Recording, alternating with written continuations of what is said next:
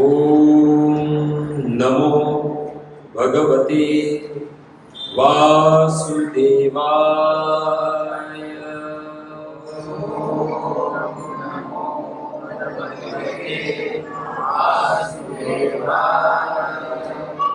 ओम नमो भगवते वासुदेवाय।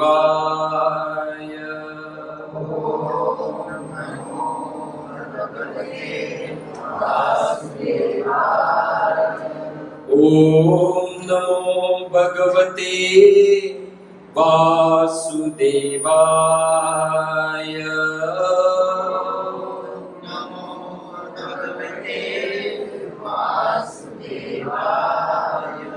नारायणं नमस्कृत्यं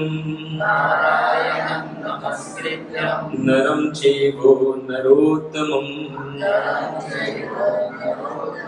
देवीं सरस्वतीं व्यासं ततो जयमुदीरये।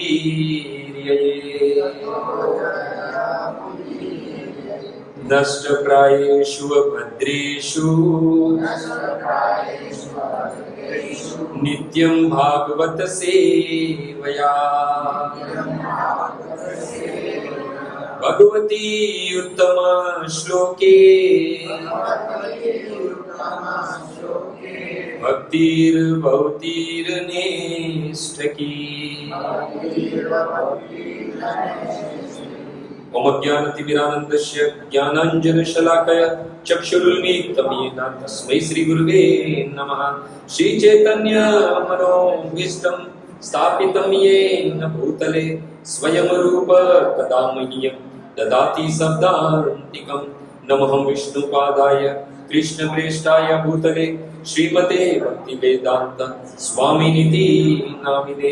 नमस्ते सारस्वते देवे गौरवाणी प्रचारिणे निर्विशेष शून्यवादी पाश्चात्य देश तारिणे। हे कृष्ण करुणा सिंधु दीनबंधु जगतपते गोपेश गोपिका कांत राधा कांत नमोस्तुते। तप्त कांचन गौरांगी श्री राधे वृंदावनेश्वरी वृषभानुसुते देवी प्रणमामि हरिप्रिये। वाञ्छाकल्पतरुभ्यश्च कृपा सिन्धुभ्यैव च पतितानां पावनेभ्यो वैष्णवेभ्यो नमो नमः। जय श्री कृष्ण चैतन्य प्रभु नित्यानंद श्री अद्वैत गदाधर शिवासादि श्री गौर भक्तवृंद। हरे कृष्णा कृष्णा कृष्णा हरे हरे, हरे राम राम राम हरे हरे। हरे कृष्णा कृष्णा कृष्णा हरे हरे, हरे राम राम राम हरे हरे। हरे कृष्णा कृष्णा कृष्णा हरे हरे, हरे राम राम राम हरे हरे। मेरे पीछे पीछे श्लोक दोहराना। कृष्णाय वासुदेवाय हरिये परमात्मने प्रणत क्लेश नाशाय गोविंदाय नमो नमः। मखेश्वरी क्रियेश्वरी स्वदेश्वरी सुरेश्वरी त्रिवेद भारतीश्वरी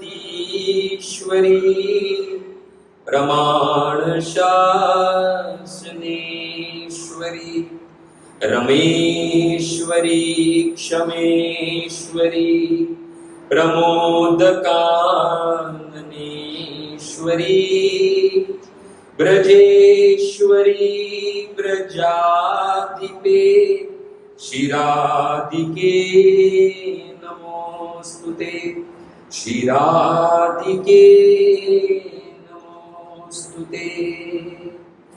आजानुलंबितभुजो कनकावधी तो संकीर्तन पित्रो कमलया तक्षो विश्वंभरो द्विजवरो युगधर्मपालो वंदे जगत्प्रियकरो करुणावतारो वंदे जगत्प्रियकरो करुणावतारो। जय जय राधा रमण, जय जय नवल किशोर, जय गोपी चित चोर प्रभु, जय जय माखन चोर, जय जय माखन चोर। श्री कृष्णचंद्र भगवान की, श्री रामचंद्र भगवान की, जगत गुरु शील प्रभुपाद की।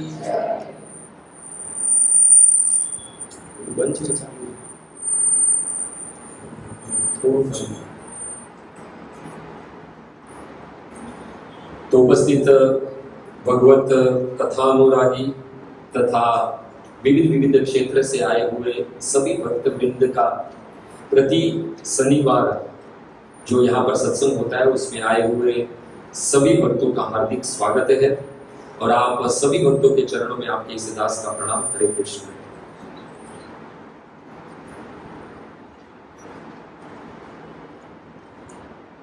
तो भक्तों, क्रम चालू है शिष्टाष्टकम, जिसमें 4 श्लोक जो है वो हम श्रवण कर चुके हैं।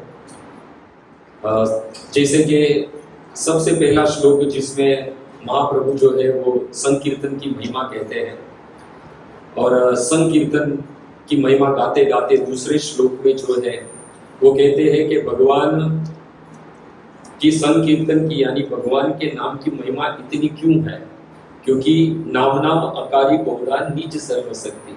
भगवान ने अपने ही नाम में जो है अपनी सारी शक्ति प्रदान कर दी है। साथ ही साथ यहाँ तक ये भी कहा कि इस नाम को लेने के लिए स्मरणे न काल, कोई भी उचित स्थान, उचित समय, स्थिति, ऐसा कोई भी कठोर नियम नहीं है। कभी भी भगवान का नाम लिया जा सकता है। ये भगवान कृष्ण की कृपा है हम पर, चैतन्य महाप्रभु की कृपा है हम पर मम अपि दुर्देवम, फिर भी मैं अभागा हूं कि उस नाम के प्रति मुझे अनुराग नहीं हो रहा है। तो भक्तों, उस नाम के प्रति हमारा अनुराग क्यों नहीं हो रहा है? क्योंकि हमारे जीवन में दीनता नहीं है। दीनता बहुत जरूरी है भक्ति में। उसी दीनता को लाने के लिए, भगवान के नाम में हमारा अनुराग हो, इसके लिए चैतन्य महाप्रभु जो है 30वें श्लोक में जो है वो दीनता कैसे हमारे जीवन में लानी, उसके लिए 4 जो है वो बात बताते हैं। गुणादपि सुनिचेन तरुरेवपि सहिष्णुना अमानिन मान देने कीर्तनीय सदा। भगवान का नाम तो लेना ही है, नित्य लेना है, परंतु ये 4 वस्तु साथ में हमारे जीवन में हमें आचरण करना है। ताकि क्या होगा? ताकि हमारे जीवन में उस नाम के प्रति हमारा अनुराग हो। और ये 4 कार्य करते करते क्या करना है कि नित्यम, और भगवान का नाम जो है वो नित्य जपते रहना है। साथ ही साथ ऐसा प्रश्न उठे कि चलो मान लिया जाए कि भगवान के नाम का कीर्तन तुम से भी निम्न होकर, वृक्ष से भी सहिष्णु होकर, सदैव मान की अभिलाषा न रखते हुए, मान देने की अभिलाषा रखते हुए, दीनहीन बनकर कीर्तनीय सदा हरि भगवान का नाम नित्य लेते रहे, फिर भी प्रश्न उठे कि मैं दीन बनूं कैसे? दीन तो बनना है, परंतु दीन बनूं कैसे? वो द्रोणादपि सुनिचेन तरुरेवपि सहिष्णुना अमानिन मान देने, ये मेरे जीवन में आए कैसे? ताकि वो भगवान के नाम के प्रति मेरा अनुराग उत्पन्न होता है।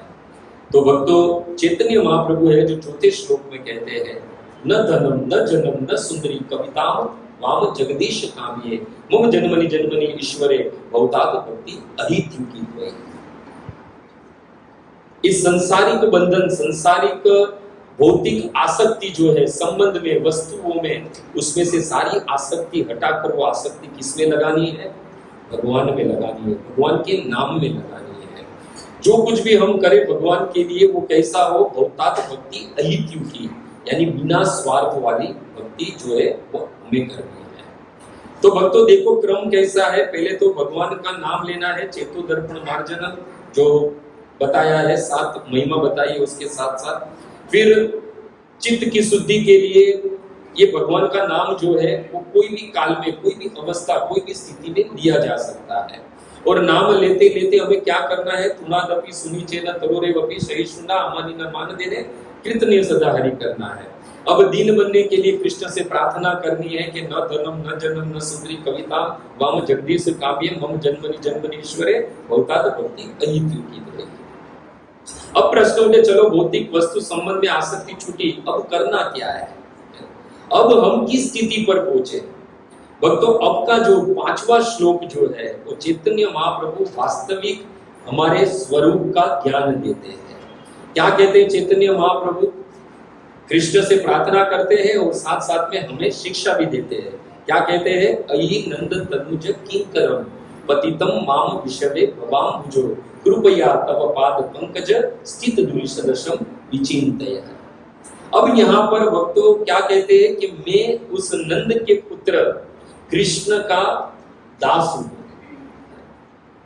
देखो ये कहने का हम दास है, कहने का अधिकार कब आता है? जब जीवन में वो 4 कार्य हो भगवान का नाम लेते लेते। कौन से? गुणादपि सुनिचेत तरोरेवपि सहिष्णुना अमानि न मान देने और कीर्तनीय सदा। साथ ही साथ दूसरे श्लोक में न धनम न जनम न सुंदरी कविता वाम जगदीश काम्ये मम जन्मनि जन्मनि ईश्वरे भवतात भक्ति अहित्युकी। जब तक ये 2 श्लोक हमारे जीवन में आचरण में नहीं आते तब तक हम कृष्ण के दास नहीं है। हम ये नहीं कह सकते कि अयि नंद तनुज किंकर, ये हम नहीं कह सकते। किंकर का मतलब क्या है? अयि नंद तनुज किंकर, किंकर का मतलब क्या है? किंकर का मतलब किम करोमि किम करोमि किम करोमि इति किंकर। जो रात दिन ये सोचे कि मैं क्या करूं, मैं क्या करूं, मैं क्या करूं, जिससे कृष्ण प्रसन्न हो जाए, जिससे कृष्ण तुष्ट हो जाए। ऐसी कौन सा कार्य कर लूं मैं? ऐसी सतत अभिलाषा रखने वाला ही किंकर है, कृष्ण का दास है। भक्ति सिद्धांत सरस्वती ठाकुर कहते हैं कि आखिर कृष्ण का दास कौन है, वैष्णव कौन है? ये भाल में तिलक, गले में कंठी, हाथ में माला, मुख पर कृष्ण का नाम, ये वास्तविक हमारे आभूषण है। हम वैष्णव बनने की कोशिश कर रहे हैं, वैष्णव बने नहीं है, वैष्णव यानी कृष्ण के दास बने नहीं है, हम कोशिश कर रहे हैं, प्रयास कर रहे हैं। भक्ति सिद्धांत सरस्वती ठाकुर कहते हैं कनक कामनी प्रतिष्ठा भागिनी छाड़ी जे जारे से ही तो वैष्णव। वैष्णव कौन है? जो धन संपत्ति सौंदर्य प्रतिष्ठा रूपी बागनी का शिकार न बने, वो ही वास्तविक वैष्णव है। यहाँ तो हम सब कुछ करते किसके लिए है?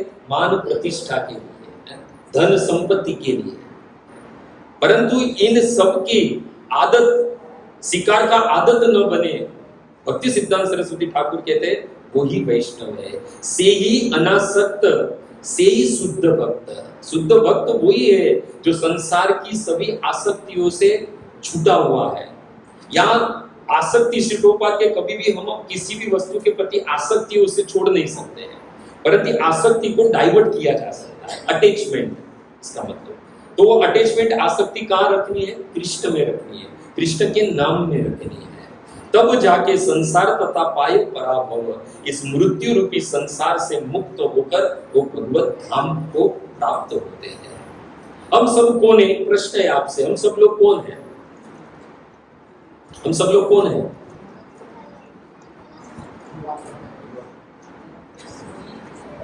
हमारा स्वरूप क्या है? हम कौन है? कृष्ण के दास है। अच्छा, इसमें से कौन कौन कृष्ण का दास है? हाथ खड़ा कीजिए। डर क्यों रहे हैं? डर रहे हो? हाथ खड़ा कर। अभी कुछ लोग ऐसा सोचेंगे हमने नहीं किया तो हम फायदे में रहे, ऐसा नहीं है। देखो हम सब कृष्ण के दास है नहीं, बनने का प्रयास कर रहे हैं। हम वास्तविक कौन है? हम वास्तविक देखा जाए तो माया के दास है। मैं कृष्णदास, मैं कृष्णदास, मैं कृष्णदास, मैं मनस्वी कृष्णदास, मैं मनस्वी कृष्णदास, ये हम दिन भर कहते घूमते रहते हैं, है ना। परंतु कभी इसके पीछे शायद हमारे भी मन में कोई मान प्रतिष्ठा प्राप्त करने की लालसा तो नहीं है, इसलिए तो हम अपने आप को कृष्ण का दास नहीं कहते। हम तो सब जगह पर कहते कौन है? मैं तो कृष्ण का दास हूं, मैं तो कृष्ण का दास हूं। यानी हमारी समाज में मान सम्मान बढ़े, इसके पीछे कहीं ना कहीं हमारा स्वार्थ तो होता है। दास शब्द तब स्वीकार्य है, दास शब्द तब सार्थक है जब स्वामी कह दे कि ये मेरा दास है। ये बात समझ। देखो हनुमान जी को देखते तो कहना नहीं पड़ता है राम के दास है ना, अपने आप पता चल जाता है।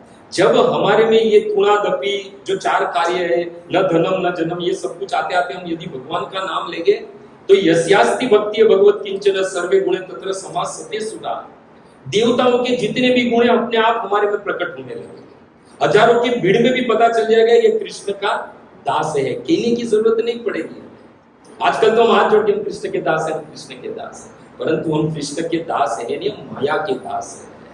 भक्तों नरोत्तम दास ठाकुर कहते हैं, हरि हरि की मोर कर्म गति, मेरे कर्म की गति कितनी मंद है, मैं कितना अभागा हूं कि ब्रजे राधा कृष्ण पद ना सेविको तिल आदर। अरे ये जीवन मिला परंतु मेरे राधा कृष्ण की चरण कमल की एक क्षण के लिए भी सेवा नहीं की है। हरि हरि कृपा करी राख निज पदे, दास का स्थान कहाँ है? भगवान के चरणों में है। यहाँ पर नरोत्तम दास ठाकुर कहते हैं, हे कृपा करके हे कृष्ण मुझे आप अपने चरणों में स्थान दीजिए। अय्यार मायार दास, कौन कह रहे? नरोत्तम दास ठाकुर कहते हैं मैं तो माया का दास हूं, और हम क्या कहते हैं? हम तो कृष्ण के दास हैं। नरोत्तम दास ठाकुर कहते हैं कि मैं तो माया का दास बन गया हूं, कृपया करके आप मुझे अपना दास बनाइए। ये रोज प्रार्थना करनी चाहिए उठते ही कृष्ण से कि मैं बनने का दास आपका प्रयास करता हूं। अयि नंद तनुज किंकर हूं नहीं पर प्रयास कर रहा हूं, बस आपकी कृपा करो मुझ पर कि मैं एक ना एक दिन आपका दास बन जाऊं। और यदि ये शिष्टाष्टकम में दिए हुए 8 श्लोकों जो चैतन्य महाप्रभु ने शिक्षा दी है, यदि इसके पथ पर चलो, वही हमारे जीवन में यदि आचरण में आ जाए, तो इतने दावे के साथ हम कह सकते हैं कि वो गौर सुंदर की कृपा से जो हम लोग जो है जो माया के दास बने हैं, वो गौर सुंदर की कृपा से कभी न कभी श्याम सुंदर के दास अवश्य बन जाएगा। इसमें रत्ती भर का भी संशय नहीं है। भक्ति विनोद ठाकुर, जिसे हमारे गौड़ीय समाज में सप्तम गोस्वामी कहा गया है, वो कहते तुम्हारे चरण बिना किछु धन संसारे ना आछे। हम तो क्या है, भगवान से जाते हैं, मिलते हैं, दर्शन करते हैं तो सांसारिक धन मानते हैं, परंतु भक्ति विनोद ठाकुर कहते हैं कि तुम्हारे चरणों कमलों के अलावा मेरा कोई धन नहीं है, यही वास्तविक दास है। तब हम कह सकते हैं कि अयि नंद तनुज किंकर। हमारे लिए इस संसार का सबसे बड़ा धन भगवान के चरण कमल है। भक्ति विनोद ठाकुर कहते हैं, भक्ति विनोद जड़ विद्या छाड़ी तुया पदे करे सार। ये भक्ति विनोद ठाकुर कहते हैं कि समस्त भौतिक शिक्षाओं को त्याग करके आपके चरण कमल की सेवा जो कि सार रूप है मैं ग्रहण करना चाहता हूं, कृपया आप मुझे अपना दास बना दीजिए। देखो सेवक दास का धर्म है कि हमेशा सेवा करे स्वामी की, परंतु यदि कभी सेवा करते करते मन में ये हो जाए आज तो मैंने बहुत सेवा कर ली, आज मैंने ये सेवा कर ली, आज मैंने ये सेवा कर ली, आज मैंने ये सेवा कर ली, तो हम क्या करें? सेवा का अवलोकन कर रहे हैं। अवलोकन करने का अधिकार एक और एक मात्र स्वामी को है, सेवक को नहीं है। दास वो है जो कभी सेवा से तृप्त न हो, उसे और सेवा मिलनी चाहिए। यहाँ तो क्या है, कभी ऐसा है कि इसके बाद आपकी सेवा 2 से 3 बजे तक है, 3 से 4 किसी और की सेवा है। अगर वो नहीं आया तो मन में पता नहीं कितनी तो वो निकलेगा कि वो आया नहीं, देखो अभी उसकी सेवा भी मुझे करनी पड़ रही है। परंतु उस वक्त कोई दास होएगा, वो क्या सोचेगा कि आज कृष्ण की कुछ मुझ पर विशेष कृपा है कि आज वो मेरे से और सेवा करवाना चाहते हैं। ये दास का भाव होना चाहिए। सेवा क्या है? सेवा हम लोग करते भी है तो प्रदर्शन कर देते हैं। क्या करते प्रदर्शन में? हम सेवा करते हैं, भोग लगाते हैं, उसका वीडियो बनाते हैं, बाद में यूट्यूब पर, फेसबुक पर, इंस्टाग्राम पर हम अपलोड करते हैं, है ना? यही भक्ति है हमारी, और कोई भक्ति नहीं है। सेवा जो है वो प्रदर्शन का कार्य नहीं है, सेवा दर्शन का कार्य है। हम देखते हैं मंदिर में जाते हैं तो माता जी जो बहुत सारी माता है वो हार, भगवान की हार बनाते हैं, माला की सेवा करते हैं। हम जो सेवा करते हैं भगवान के लिए वो प्रदर्शन का नहीं, दर्शन का कार्य है। कब जब पट खुलते हैं भगवान के, तब वो सेवा जो है वो दर्शन के रूप में सब लोग अपनी आंखों से वो प्राप्त करते हैं। यानी सेवा प्रदर्शन का कार्य नहीं, सेवा दर्शन का कार्य है। ये भाव से सेवा करनी चाहिए। और भक्तों, सेवा करते करते कदाच शायद हमें कोई दुख भी आए, तबीयत खराब हो गई, या फिर जिस कामना से मैं सेवा करी वो कामना पूर्ण नहीं हुई, अब मुझे नहीं करनी है सेवा। मैं निर्जला व्रत करती थी, एकादशियां करता था, गोवर्धन जी की परिक्रमा करता था या करती थी, पर अब मेरा कामना पूर्ण नहीं, मुझे नहीं करना है। या फिर कामना वो सेवा करते करते कोई जीवन में आपत्ति आ गई, तो क्या कहेंगे, अब हमसे सेवा नहीं हो रही। परंतु भक्ति विनोद ठाकुर कहते, दास कौन है? तुम्हारे सेवाई दुख है। यदि आपकी सेवा में यदि मुझे दुख मिलता है, सेवोते परम सुख, फिर भी वो मेरे लिए क्या है? परम सुख है। ये है वास्तविक दास भक्त। भक्ति विनोद ठाकुर कहते, हे गोपीनाथ। गोपीनाथ कौन है? हमारे प्रयोजन विग्रह है ना। हमारा प्रयोजन क्या है? प्रयोजन क्या है हमारा? यस, कृष्ण प्रेम प्राप्त करने का। ये सेवा कर रहे हैं, उसके पीछे धन बन नहीं चाहिए, हमें कृष्ण का प्रेम चाहिए। इसीलिए ही हम सेवा करते हैं, यानी इसीलिए ही कृष्ण के दास कृष्ण की सेवा करते हैं। भक्ति विनोद ठाकुर कहते हैं, गोपीनाथ आमी की दोषे दोषी, असुर सकल पाइल चरण विनोद थाकिला बसी। भक्ति विनोद ठाकुर कहते हैं कि एक हे गोपीनाथ, हे कृष्ण, मुझे बताओ कौन से दोष के लिए मुझे दोषी ठहराया गया है? इतने सारे असुरों ने आपके चरण कमलों की सेवा कर लिया, आपके चरण कमलों को प्राप्त कर लिया, परंतु भक्ति विनोद ठाकुर अभी तक क्यों आपके चरण कमलों का दास नहीं बन पाया है? ऐसा कौन सा मैंने दोष किया? देखो, भक्ति विनोद ठाकुर हमें बताते हैं कृष्ण से बातचीत कैसे करनी है। कौन कृष्ण से रोज बातचीत करता है? लो, एक ही जने जो बातचीत करते, फिर बोलते हो सुनते नहीं। अरे बातचीत करोगे तो सुनेंगे ना।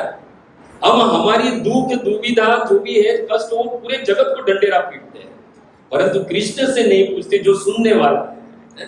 कुछ लोग कहते हैं इतने बड़े विभु है, वो सुनेंगे कहाँ? अरे मीरा ने अब पुकारा तो दौड़े चले आए, गोपियों ने पुकारा दौड़े चले आए, द्रौपदी ने पुकारा दौड़े चले आए। बस पुकारने भर की देरी है हमारे। कबीरदास जी तो कहते हैं कि चीटी पग नुपुर बाजे, वो भी साहेब सुनता है। समझ में आया? चीटी के पैरों में अगर घुंघरू बांध लिया जाए, वो भी कृष्ण को सुनाई देता है। बातचीत कैसे करनी है, भक्ति विनोद ठाकुर हमें कहते हैं। भक्ति विनोद ठाकुर कहते हैं, भगवान से प्रार्थना करो रोज। कहते हैं कि हे गोपीनाथ, गलाय लगे छे फास, ये मेरे गले में फास लगी हुई है। किसकी? माया की। ये माया की फास लगी हुई है। कृपा आसी दरी बंधन छेदिया। एक गोपीनाथ, कृपा करके जो मैं माया का बंधन मेरे गले में पड़ा है, मैं उसका दास बन गया हूं, उस बंधन को आप अपनी कृपा रूपी तलवार से काट दीजिए, ताकि विनोद कह दास, ताकि सारा जगत कह सके कि भक्ति विनोद ठाकुर दास किसका है? कृष्ण का दास है, कृष्ण का दास है। इसलिए दास दास बोलना जो है वो बंद कर दीजिए। अपने आचरण से बताइए, अपनी सेवा से बताइए कि मैं कृष्ण का दास हूं। बोलने की फिर जरूरत नहीं पड़ेगी। भक्ति विनोद ठाकुर तो यहां तक कहते हैं कि यदि मैं मर जाऊं और मेरा जन्म यदि कोई कीट हो, कोई कीड़ा बन जाओ, तो भी हे प्रभु, यथार्थ हुआ दास, मैं उसमें भी आपका दास बनकर बताओ। ये प्रार्थना होनी चाहिए। और अंत में तो यहां तक कह दे, यदि मुझे आपके चरण कमल की सेवा न मिले, यदि मैं उससे बहिर्मुख हो जाऊं, तो मुझे ब्रह्मा भी नहीं बनना है। यदि मैं कीड़ा बनूं और उसमें भी आपके चरण कमल की सेवा मिले मुझे, तो मुझे ब्रह्मा का पद नहीं चाहिए, वो कीड़ा ही बराबर है, क्योंकि उसमें भी मैं आपके चरण कमलों की सेवा करता हूं।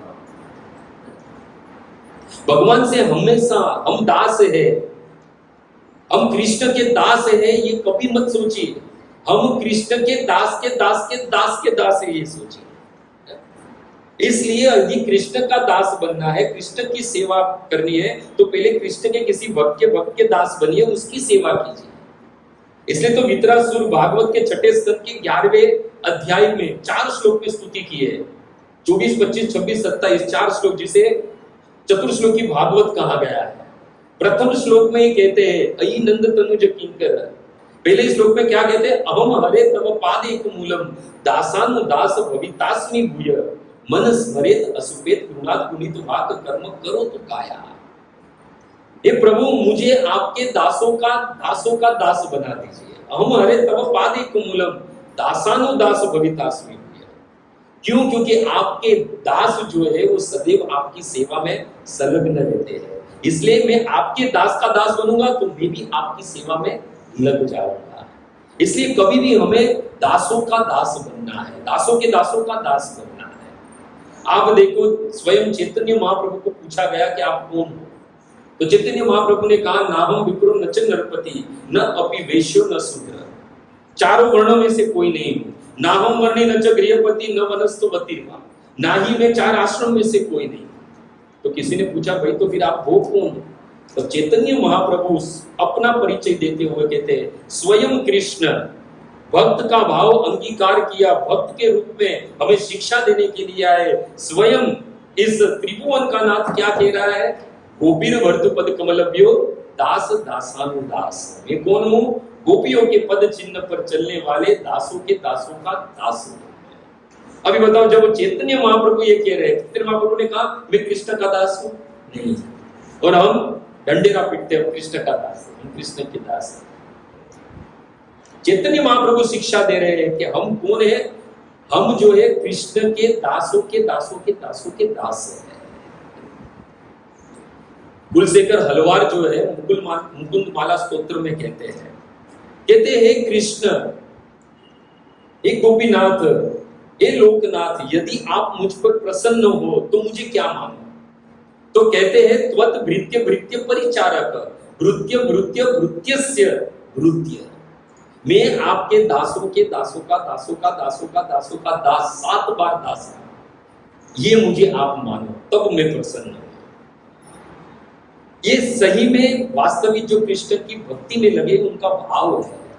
इसलिए तो आगे के श्लोकों में क्या बताया, तृणादपि बनना है। यही तो है दीनता, अपने आप को कृष्ण का दास नहीं, कृष्ण के दासों का दास मान रहे। ये सब आचार्य जो है। भक्ति विनोद ठाकुर कहते हैं अनादि कर्म फले पड़ी भवार्ण चले। अनादि काल से मैं अपने संचित कर्मों के द्वारा ये जो भौतिक जगत है, भौतिक बहुसागर है, उसमें पड़ा हुआ हूं। पतितम मां विश्व में भवाम्बुजो।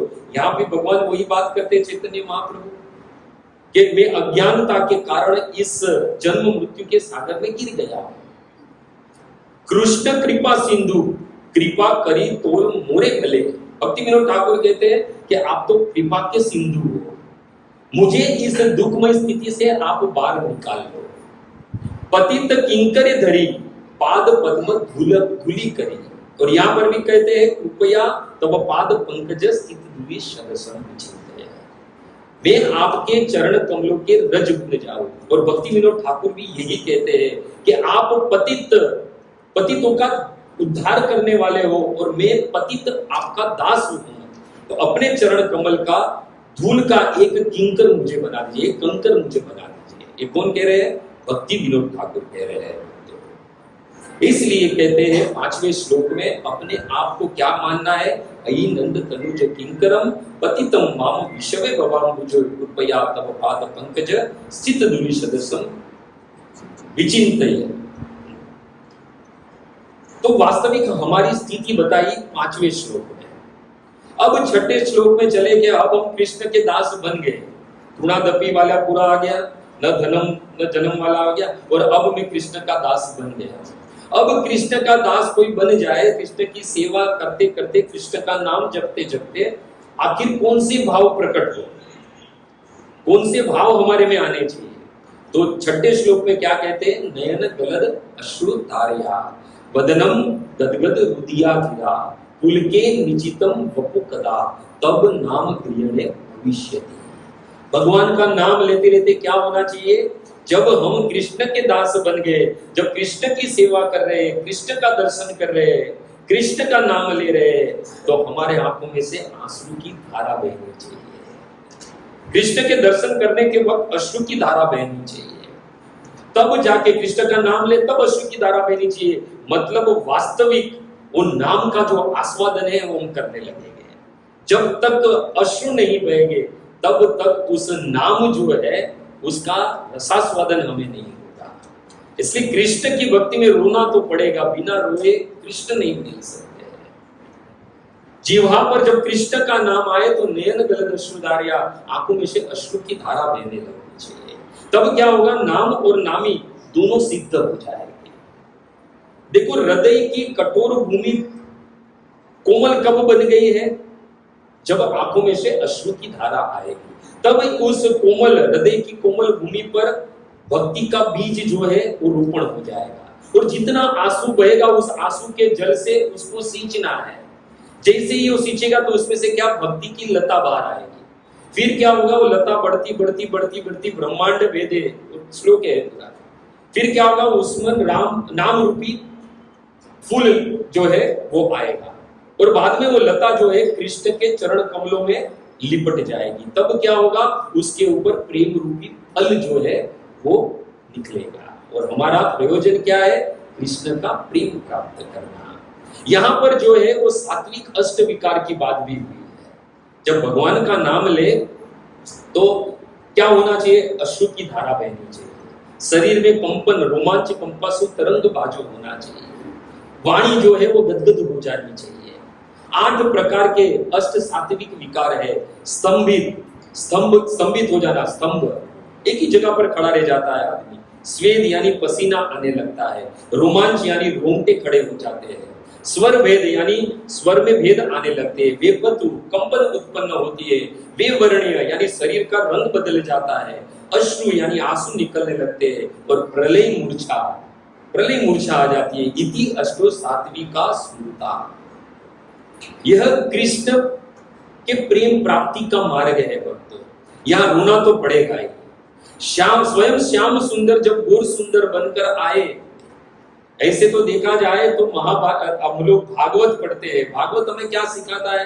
भागवत हमें मरना सिखाता है। रामायण हमें जीना सिखाती है। परंतु चैतन्य चरित्रामृत हमें क्या सिखाती है? रोना सिखाती है। स्वयं श्याम सुंदर जब गोर सुंदर बनकर आए तो भगवान के लिए कैसे रोया जाए, ये गोर सुंदर ने हमें सिखाया। नयन गलद अश्रुधारया वदनम गदगद रुदिया गिरा पुलके निचितम वपु कदा तब नाम गृहणे भविष्यति। जब जब भी भगवान का नाम लो, दर्शन करो, आंख में से अश्रु की धारा बहनी चाहिए। भक्तों, लक्ष्मी जी जब ब्रज में आई तब पागलों की तरह घूम रही थी। ब्रज में यदि कोई सबसे बड़ा दरिद्र यदि कोई है तो लक्ष्मी जी है, इंदिरा साक्षात। अरे जिसकी एक दृष्टि किसी पर पड़ जाए तो चाहे वो देवता हो या मनुष्य, जन्म जन्म की दरिद्र उसकी नष्ट हो जाए जिसकी दृष्टि पड़ने से भी। पर स्वयं मां लक्ष्मी इंदिरा जो है ब्रज में दर दर जाकर भीख मांगती है, भिक्षा मांगती है। क्या भिक्षा मांगती है? कृष्ण प्रेम की एक कणिका मिल जाए, एक कणिका मिल जाए। कृष्ण के प्रेम क्षेत्र में जैसे ही प्रवेश हम करते हैं, जैसे स्वयं लक्ष्मी जब प्रवेश की तब कृष्ण के प्रेम के लिए लालायित हो। तब मानो गोपिया कहती है कि हे लक्ष्मी जी, आप 24 घंटे भगवान के पैर दबा दबा कर आपको क्या लगता है उसमें से रस निकलेगा?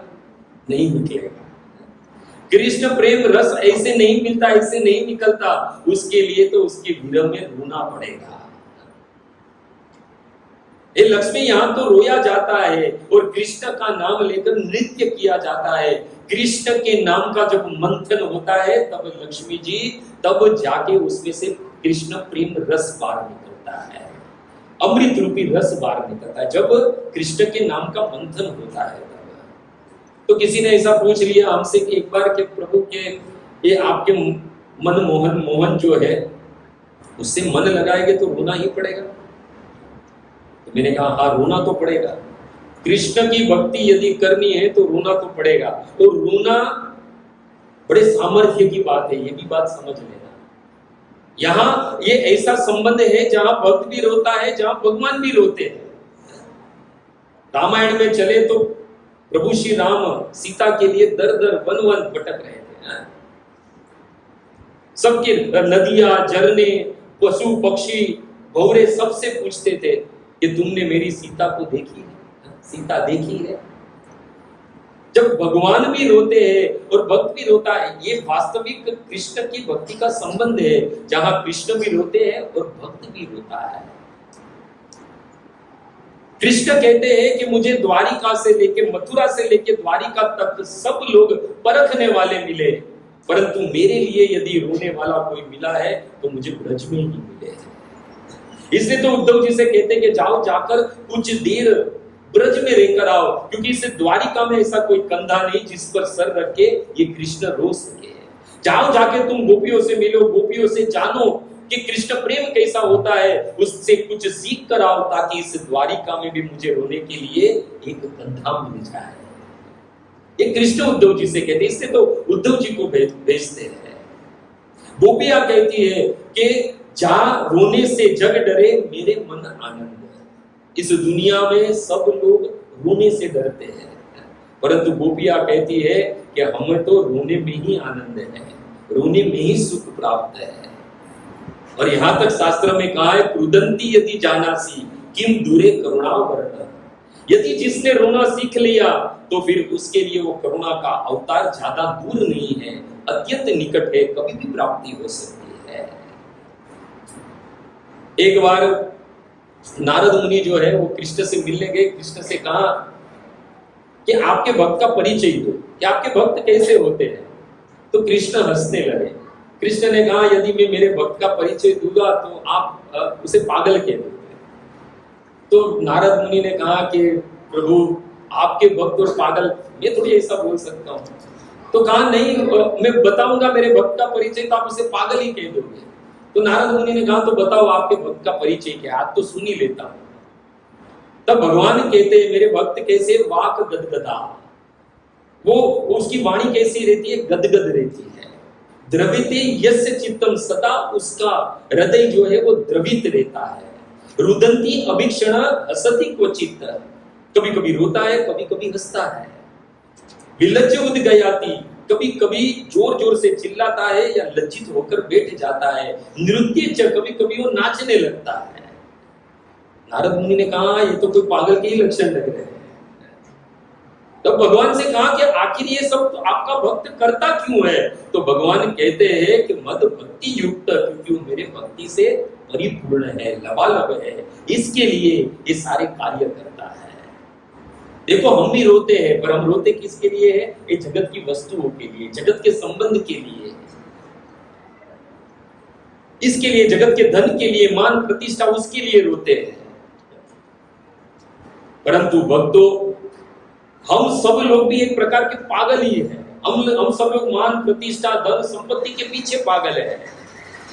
और ये संसार का जो पागल होता है वो संसार के लिए बड़ा ही खतरा रहता है। इसलिए पागल को कहां भेज देते हैं, आगरा के पागल खाने में। भगवान कहते हैं कि जो भौतिक जगत का पागल है उसे आगरा भेजा जाता है, परंतु ये मेरा भक्त जो पागल है वो सारे जगत के लिए कैसा है, तो कहते हैं कि भुवनम पुनानी, एक पागल है परंतु ये तीनों लोक को पवित्र करता है। इसके लिए जगत के वस्तु, जगत का पागल जो है वो कहां जाएगा, आगरा जाएगा। परंतु ये जगत के नाथ जगन्नाथ कृष्ण का जो पागल होगा वो कहां जाएगा, वो वृंदावन जाएगा, वृंदावन जाएगा। इसलिए कृष्ण की प्रीति में, कृष्ण के मार्ग पर कृष्ण प्रेम प्राप्त करना है तो रोना तो पड़ेगा ही। परम पूज्य डोंगरे महाराज जी को किसी ने पूछा कि वैष्णव किसे कहते हैं। परम पूज्य डोंगरे महाराज जी कहते हैं कि 24 घंटे में यदि कोई एक बार भी कृष्ण के लिए एक आंसू भी बहा दे तो वो वैष्णव है, वो वैष्णव है। इसलिए तो यहाँ का नयन गलद अश्रुधारया। माने नरोत्तम दास ठाकुर तो कहते हैं पाषाणे कुटीबो माता अनिले पसीबो। यदि आपका नाम लूं और आंखों में से अश्रु की धारा न बहे तो मैं तो पत्थरों पर अपना सिर पटक पटक कर मर जाऊं या फिर अग्नि में चीता में जलकर भस्म हो जाऊं। भक्तों, जो मन सांसारिक भौतिक वस्तुओं के लिए रोता था और जगत के लिए रोता था, अब जगन्नाथ के लिए रो रहा है, यानी हृदय में कृष्ण प्रेम जागृत होने लगा है।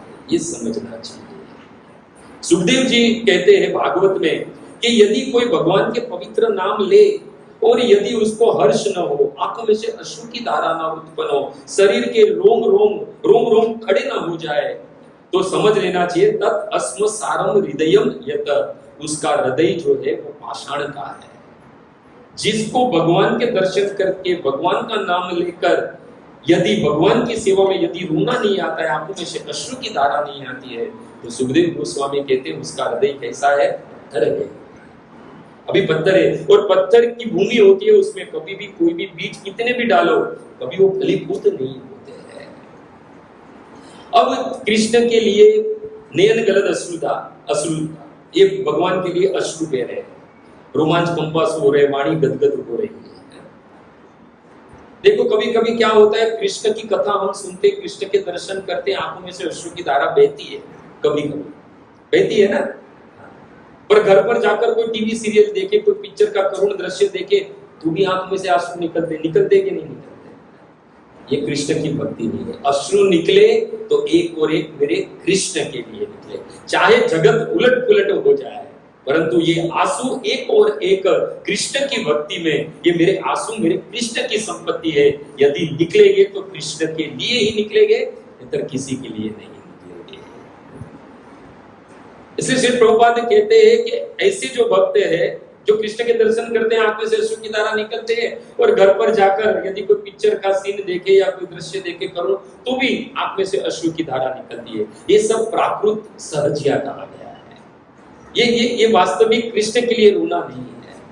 तो यहाँ पर प्रश्न उठे कि आखिर मेरे आंखों में से जो अश्रु की धारा आ रही है वो सही में कृष्ण के लिए आ रही है कि नहीं आ रही है, कैसे पता चले? तो भक्तों 7वें श्लोक में उसका प्रमाण देते हुए चैतन्य महाप्रभु कहते हैं, युगा युगा इतम निमिषेण चक्षुषा प्रावृषा इतम सुनिया इतम जगत सर्वे गोविंद विरणमे। एक क्षण जब कृष्ण के दर्शन न हो, कृष्ण की सेवा न मिले, कृष्ण का नाम नहीं लिया हो, तो क्या होना चाहिए? आंखों में से अश्रु की धारा बहे और एक एक क्षण जो है एक एक युग के समान लगे। यदि ये होने लगे तो समझ लेना कि जो आंसू बह रहे हैं वो सही में कृष्ण के लिए बह रहे हैं, उसके विरह में बह रहे हैं। इसलिए कृष्ण को प्राप्त करने के लिए जो है वो आंसू बहना बहुत जरूरी है। परंतु वो आंसू कब बहे? जब ये सारा जगत कृष्ण के विरह में शून्य लगे, भरी हुई महफिल हो फिर भी अकेला हो, ऐसा लगे, शून्य लगे, तब समझ लेना कि वास्तव में कृष्ण से प्रेम हो गया है। और जो आंसू बहते हैं कृष्ण के दर्शन बगैर, कृष्ण की सेवा बगैर, अब जो है वो एक एक क्षण युग के समान हो रहा है। और भक्तों जब प्रेम जब उदित हो जाता है ना, तब ये शरीर है ना, अब वो उस प्रेम को झेल नहीं पाता है। उस वक्त ये शरीर छूटना ही छूटना है, आप समझ लेना। ये कृष्ण के प्रेम की तीव्रता है। जब प्रेम जब धारण कर ले कृष्ण का, तब ये शरीर पंच महाभूत का शरीर उस प्रेम को धारण नहीं कर पाता, इसके तुरंत देह छूट जाता है। और ऐसी स्थिति में देह छूटता है तो कृष्ण के चरण कमलों की प्राप्ति होती है, कृष्ण धाम प्राप्त होता है। और हमारा धाम कौन सा है? हमारा धाम गोलोक वृंदावन है। वैकुंठ नहीं चाहिए हमें, क्योंकि वैकुंठ में तो कैसा है, सब लोग शंख चक्र गदा पद्म धारण करके घूमते रहते हैं। वहां कोई सेवक और स्वामी का भाव ही नहीं है। हमें तो गोलोक वृंदावन जाना है। हम कौन है? जीवेर स्वरूप है नित्य कृष्ण दास, हम नित्य कृष्ण के दास है। यानी जहां कहीं पे भी जाएंगे हमारा कार्य है कृष्ण की सेवा करना, और ये एक और एक गोलोक में ही मिल सकता है और कहीं नहीं मिल सकता है। जब ये स्थिति पर कोई पहुंच जाता है तब क्या होता है? जब ये स्थिति में पहुंच जाता है तो शरीर धारण नहीं कर सकता है आदमी, शरीर छूट जाता है। जैसे ही शरीर छूटता है तो भगवान के परिकर आते हैं, उस जो जिसका देह छूट गया उसको लेकर गोलोक वृंदावन या हमारे वृंदावन जवा यहाँ पर लेकर जाते हैं और किसी गोपी के गर्भ में उसे समा देते हैं, यानी धारण करवा देते हैं, ताकि वो उस गोपी के गर्भ से ब्रजवासी के रूप में प्रकट हो, यानी जन्म ले, और बाद में जिस भाव से भगवान की सेवा की, चाहे वो माधुर्य भाव हो, दास्य भाव हो, साख्य भाव हो, कोई भी भाव हो, वात्सल्य भाव हो, उसी भाव में फिर वो सेवा करते करते परिकर बन जाता है। और परिकर जब बन जाता है तो परिकर का कभी भी आवागमन नहीं है, परिकर का कभी भी आवागमन नहीं है। हाँ, पर कभी कभी क्या होता है, भगवान को लीला करनी है हेतु जब इस धरातल पर प्रकट होते तब परिकर भी उनके साथ आते हैं। ये क्रम है वास्तविक देखा जाए तो। और यहाँ पर तो कहा है कि कृष्ण के दर्शन न हो विरह में अश्रु की धारा बहनी चाहिए।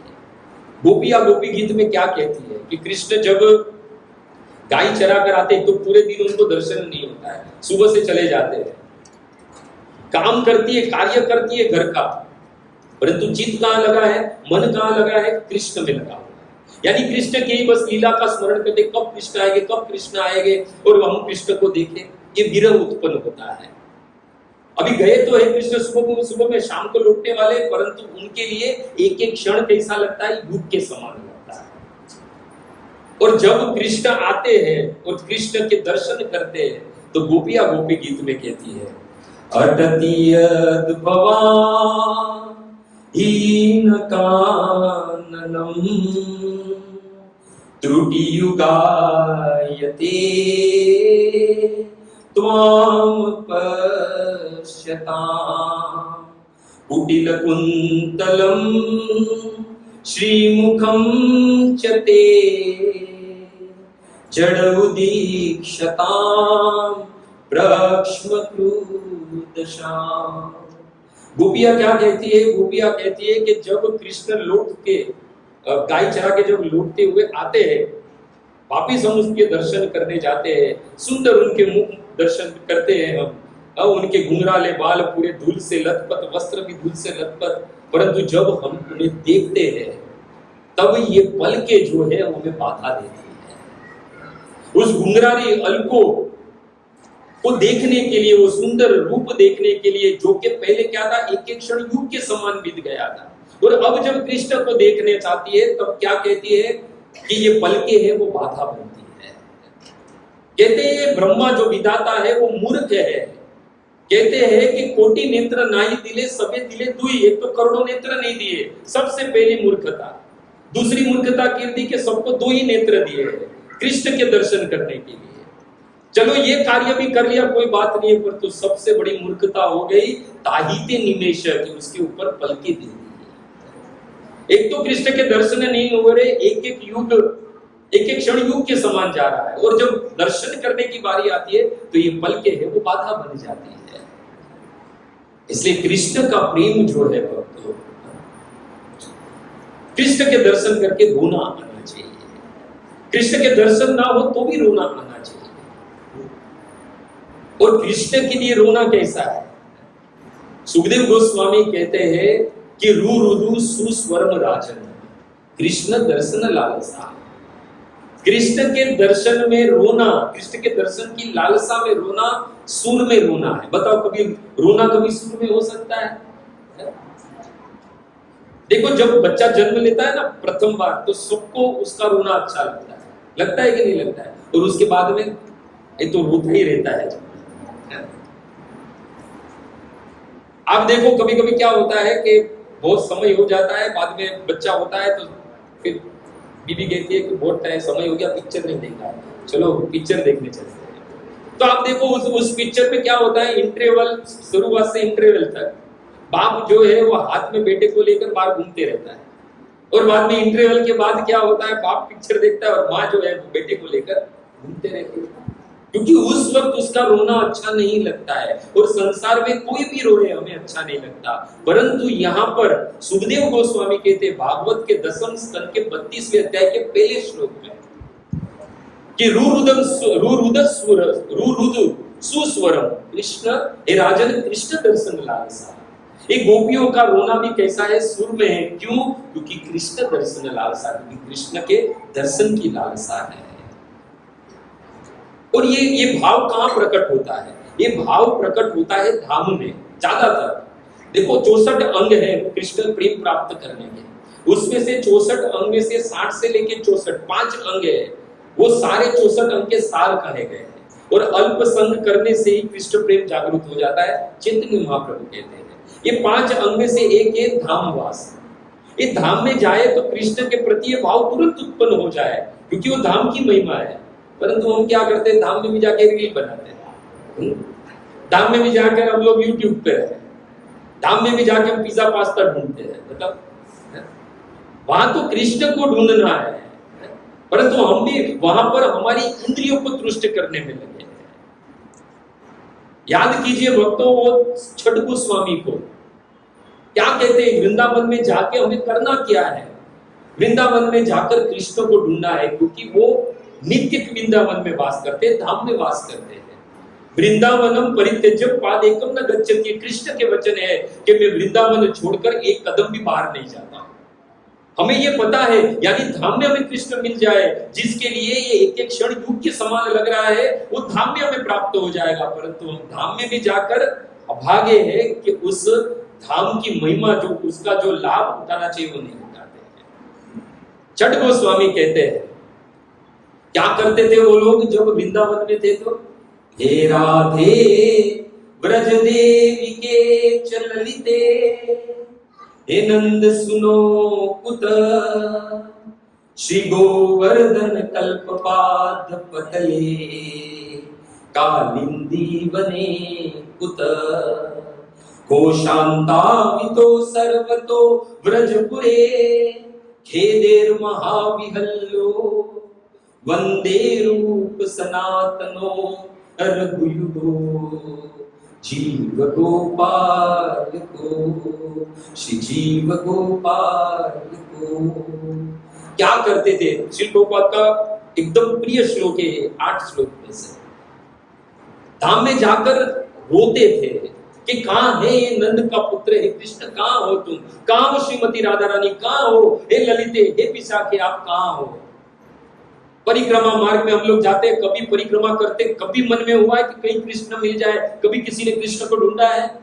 नहीं। अरे वो वही है, बस ढूंढने की जरूरत है, हम ढूंढते नहीं है। गोपियां कहती है कि कृष्ण जब आप हमारे साथ में होते हो, जब आप हमारे साथ में होते हो तो हमें आप में ही आप नजर आते हो, परंतु यदि आप जब चले जाते हो तब हमें प्रत्येक वस्तुओं में आप नजर आते हो।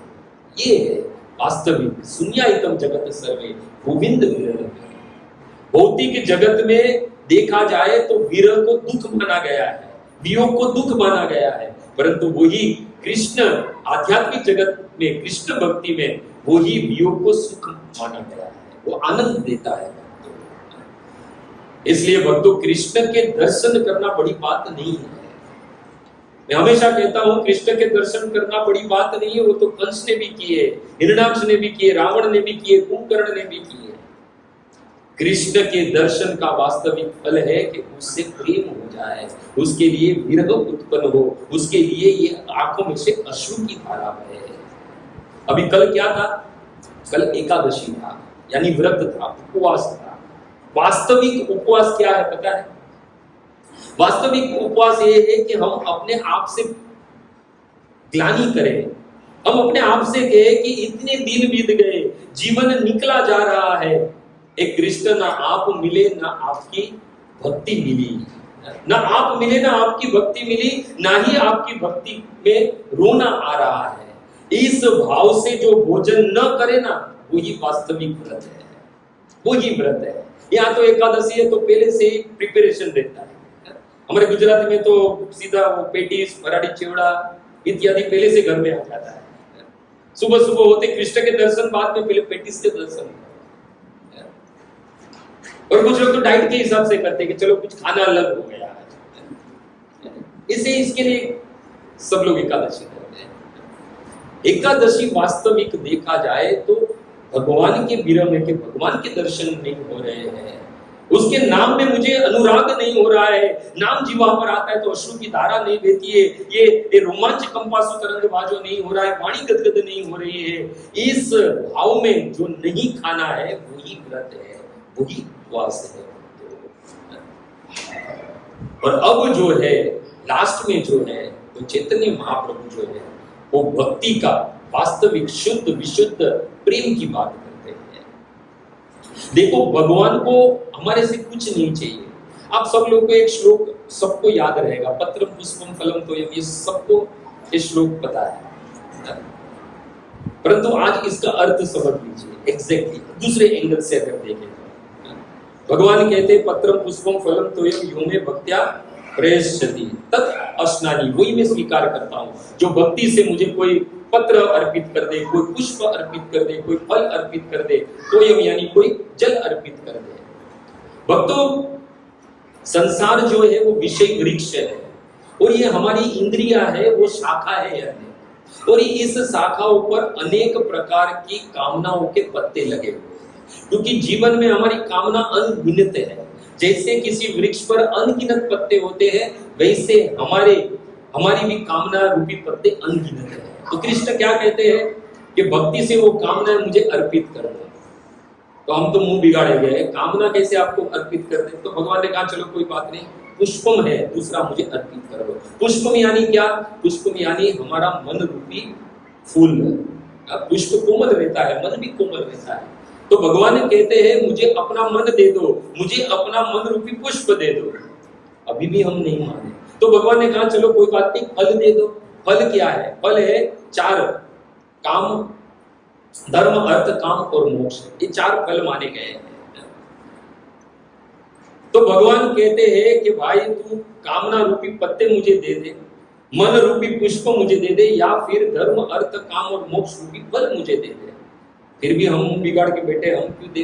तो भगवान कहते हैं कि चलो ये भी नहीं चाहिए मुझे, ये सब अपने पास रख, मुझे सिर्फ तोयम दे दे। तोयम यानी क्या? जल।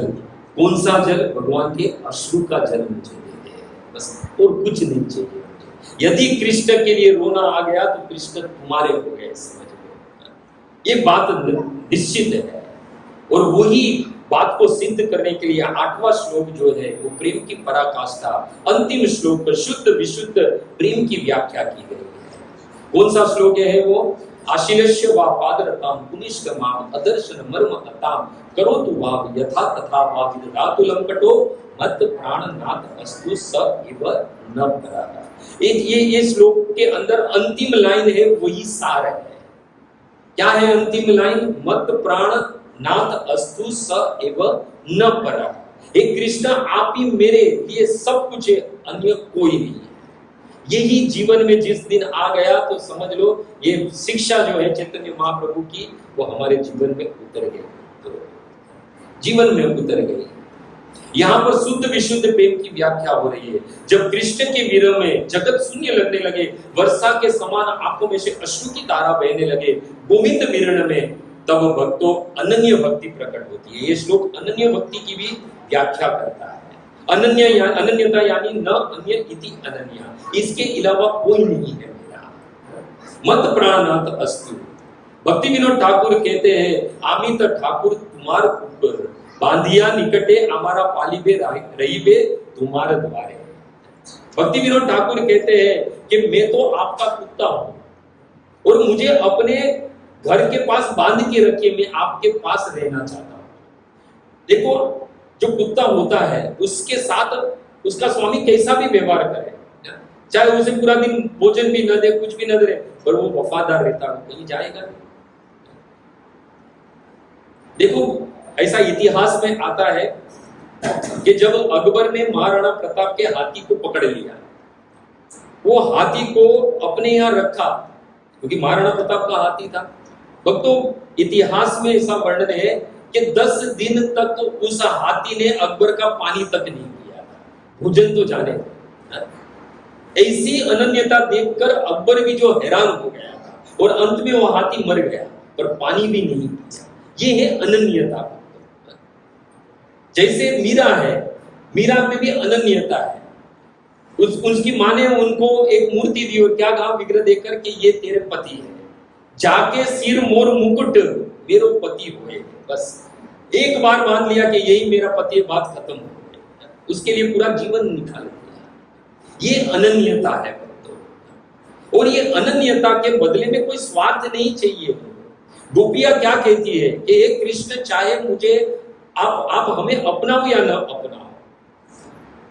भक्ति विनोद ठाकुर भी कहते हैं आगे कि तुमित रक्षक आर पालक अमार, मारी वे राखी वे जो तुम्हारी इच्छा। हम तो आपके हैं, आप ही हमारे पालक हो, चाहे आप हमें जिंदा रखो या चाहे मार दो, आपके हाथ में है।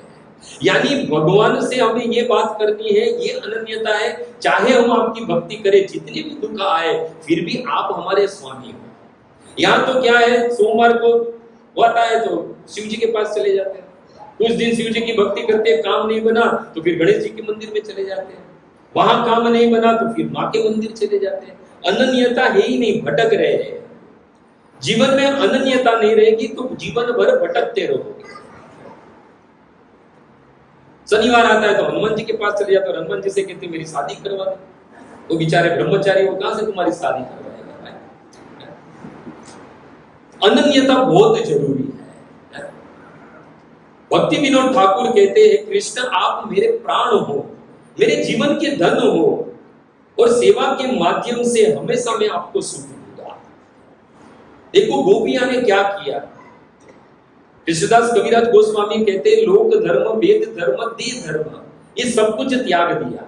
यहां तक कि लज्जा, धैर्य, देह सुख, आत्म सुख, ये भी गोपियों ने त्याग दिया। परंतु ये सब कुछ त्याग कर सबसे बड़ा त्याग किया दुश्चर्य आर्य पथ निज परिजन, अपने स्वजनों को त्यागना सबसे बड़ी बात है। और गोपियों ने वो भी त्याग दिया। ये सब कुछ त्याग करके गोपी करती क्या थी? सर्व त्याग करी करे कृष्णेर भजन, कृष्ण सुख हेतु करे प्रेम सेवन।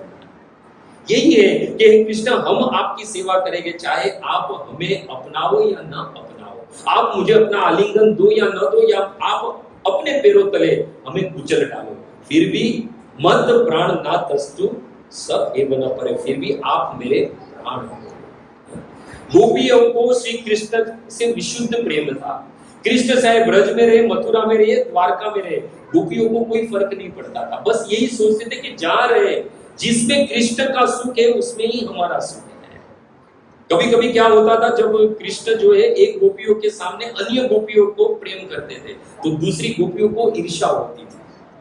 ईर्ष्या होती ना कि मेरा प्रेमी और दूसरे से प्रेम कर रहा है। फिर भी क्या कहती थी कि चाहे इसके बदले में हमारे पीड़ा हो रही है, परंतु वो पीड़ा से तुम्हें सुख मिल रहा है, तो ये पीड़ा भी हमारे लिए सुख है। ये है वास्तविक मत प्राण नाथ अस्तु सब एवं न परम। जीवन में ये लाना बहुत जरूरी है। हम क्या है, हम कृष्ण के दास है, परंतु कंडीशनल है, अनकंडीशनल होना चाहिए। चाहे कुछ भी हो जाए हमारे जीवन में, उथल पाथल हो जाए, पर हम हमारे लिए आप ही हमारे स्वामी हो। हमारा एक ही आश्रय है, वो आप हो। यही बात जो है अनन्यता का भाव है, वो 8वें श्लोक में जो है वो चैतन्य महाप्रभु बताते हैं। इस प्रकार सारे वेद शास्त्र पुराण जो शायद हमारे पूरे जीवन में हम पढ़ न पाए, परंतु उस करुणा का सागर करुणिया अवतरण कलो, इस कलयुग में अवतरण हुए, वही चैतन्य महाप्रभु राधा की अंग कांति और भाव, वही कृष्ण कलयुग में चैतन्य महाप्रभु के रूप में प्रकट हुए। सारे वेद शास्त्र पुराणों का सार जो है ये 8 श्लोक में हमें प्रदान कर दिया। और यही है शिष्टाष्टक अमृत, जिसको नित्य हमें श्रवण करना चाहिए। श्रवण करने के साथ रोज प्रार्थना करनी चाहिए हमें गुरु सुंदर से कि हम भी एक दिन माया के दास में से कृष्ण के दास बन जाए, ऐसी कृपा करे। ये प्रतिदिन जो है ये 8 श्लोक हमें पढ़ने चाहिए। अद्भुत शिक्षा है। अगर ये 8 श्लोक प्रतिदिन पढ़ते रहेंगे तो धीरे धीरे आचरण में भी आने लगेंगे और धीरे धीरे जो है वो कृष्ण प्रेम प्राप्त हो जाएगा। कृष्ण के लिए रोना सीख जाएंगे। ये धन संपत्ति, भौतिक जगत, भौतिक संपत्ति, भौतिक संबंध, ये सबसे आसक्ति हटकर कृष्ण में आसक्ति लग जाएगी और हमारा अंतिम प्रयोजन जो है कृष्ण का प्रेम प्राप्त करना, वो प्रेम हमें प्राप्त हो जाएगा। हरे कृष्णा कृष्णा कृष्णा हरे हरे राम राम राम। क्षमा करिएगा, थोड़ा लेट हो गया था, तो थोड़ा देर तक चला पर हो गया। अभी भी बीच में मैंने बहुत कुछ काट दिया है क्योंकि समय नहीं था, पर 8 श्लोक हमने श्रवण किए।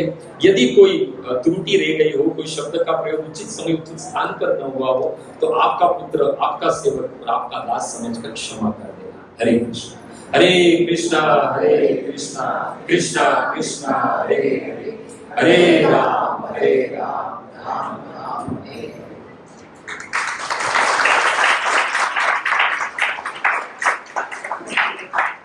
किसी का कोई प्रश्न है तो 5 मिनट है। कोई है प्रश्न, कोई जिज्ञासा, कोई भी? साहब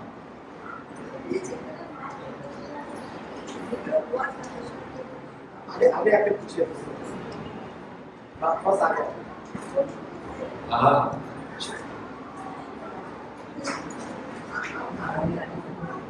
बोलिए बोलिए।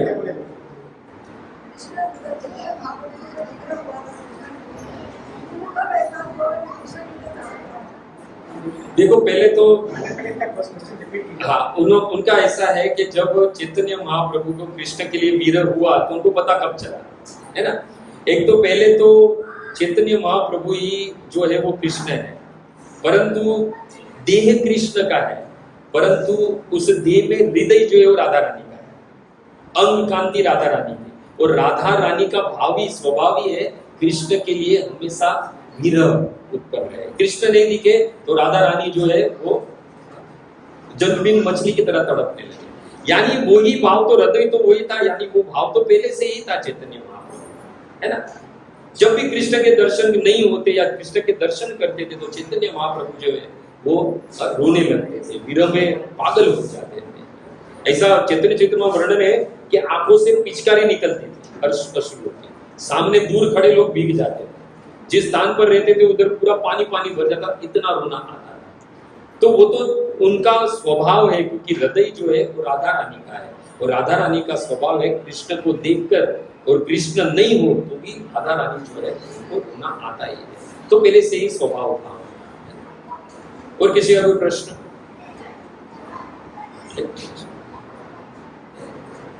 हाँ भाव है उससे दोनों वृंदावन है, वैकुंठ में भी देखेंगे तो ऐसा भाव नहीं है। वैकुंठ में कैसा है? वैकुंठ में ऐश्वर्य का भाव है। वहां आप देखो भगवान और भगवान के भक्त दोनों एक सरके हैं, उनको भी 4 भुजा है, शंख चक्र गदा पद्म धारण करके घूमते हैं। तो वहां पर वास्तविक सेवा नहीं है, दास्य का भाव है, वहां पर दासी है परंतु सेवा नहीं है, ऐश्वर्य है। तो सेवा जो हमारा वास्तविक हमारा जो स्वभाव है, हमारा स्वरूप है जो दास का सेवा का, वो एक और एक मात्र गोलोक में ही मिलता है, वो वैकुंठ में भी नहीं मिलता। इसलिए तो भक्त लोग जो है, रसिक भक्त लोग है, वो वैकुंठ नहीं जाना चाहते। हमारे गुजराती में बहुत सुंदर भजन है, नरसिंह मेहता कहते हैं कि मुझे अब वैकुंठ नहीं जाना है, मेरे लिए तो वृंदावन ही सही है, क्योंकि वृंदावन में सेवा का भाव है, वैकुंठ में नहीं।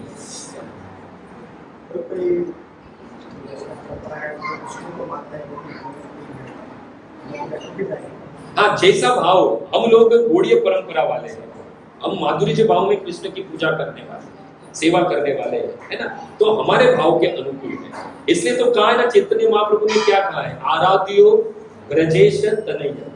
हमारे आराध्य कौन है? ना मथुराधीश है ना द्वारकाधीश है, हमारे आराध्य कौन है? कृष्ण है, जो नंद के पुत्र है ना। आराध्यो ब्रजेश।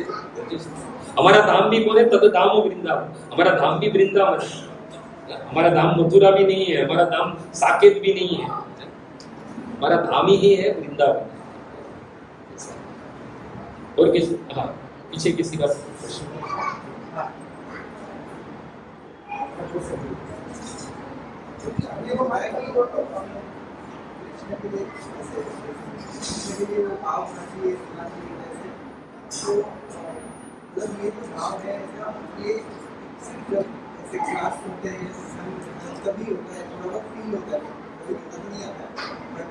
ऐसा है कि वो भाव तभी ऐसे थोड़ा फील होता है, बाकी तो ऐसा कुछ मतलब बहुत डिस्कनेक्ट हो जाता है। जैसे हम जाते हैं तो ये ऐसा लगता है कि बहुत टेम्पररी, ये भाव भी टेम्पररी है।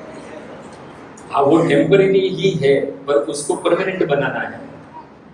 कथा सुनते हैं भगवान की तो जीव रोता है, यानी वास्तविक वो आत्मा जो है अंदर की रो रही है। वो आत्मा क्या सोचती है कि अनेक कल्पों से मैं भटक रही हूँ, परंतु धन्य आज हुई, ऐसा शरीर प्राप्त हुआ जो शरीर मुझे भगवान की, मेरे इष्ट की कथा में लेकर गया, मेरे इष्ट के दर्शन करवाया, मेरे इष्ट के भक्तों से मिलाया। वो आत्मा इतने काल से भटक रही है, उसको ऐसा शरीर ढूंढ रही थी कि ऐसा शरीर मिले जो मुझे भगवान की कथा में लेकर जाए, है ना, भगवान के दर्शन कराए। और जब ऐसा होता है तब ये शरीर नहीं रोता है, वो अंदर की आत्मा रोती है कि बस आज वास्तविक मुझे मेरे इष्ट के दर्शन हो गए, मेरे इष्ट की कथा मुझे सुनने को मिल गई, इष्ट के भक्त जनों के दर्शन मुझे होने लगे। इसलिए जो टेम्पररी रोना होता है ना, वो कथा में आत्मा रोती है। परंतु इसके लिए तो कहा है ना कि नित्यम जो है, नित्यम भागवत सेवया, नित्य भक्तों का संग करो, नित्य मंदिर में जाओ, नित्य कथा का श्रवण करो, नित्य नाम जपो। इससे क्या होगा, धीरे धीरे हम जो है भगवान से पूरी तरह अटैचमेंट में आ जाए, है ना। ऐसे तो सबके हृदय में कृष्ण का प्रेम है, परंतु वो प्रेम सुषुप्त अवस्था में है।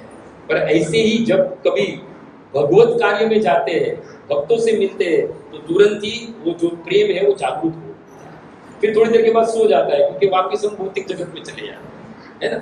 इसके लिए कंटिन्यूस ये आना चाहिए। जैसे हर शनिवार को होता है, तो हर शनिवार हमें चार्जिंग के लिए आने का है ना। तो फिर क्या 5 दिन में चिपने 4 बैटरी से उतर जाती है ना। तो कनेक्ट रहना बहुत जरूरी है। फोन भी कब तक यूज है, जब तक वो कनेक्ट है ना। उसका कनेक्शन है, उसको चार्जिंग बंद कर दोगे तो वो भी बंद हो जाएगा। सेम वैसा हमारा है ना। और किसी का कोई प्रश्न?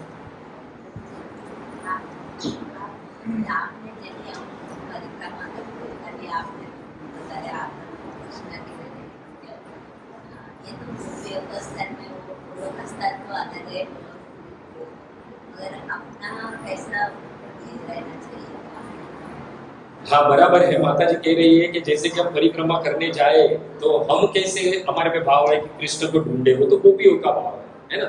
परंतु हम भी तो चल किसकी कौन से पद पे चल रहे हैं। गोपीर वर्तु पद कमलभ्यो दास दासानुदास, उनके ही पद चिन्हों पे चल रहे हैं, है ना। हाँ, स्थिति नहीं है, पर वो स्थिति आने के लिए प्रयास तो करें, है ना। बस वो वृंदावन में जब परिक्रमा करो या वृंदावन में जाओ तो पिज्जा पास्ता नहीं ढूंढना है, बस कृष्ण को ढूंढना है ना। इतना करना है। और किसी का कोई प्रश्न? हरे कृष्ण।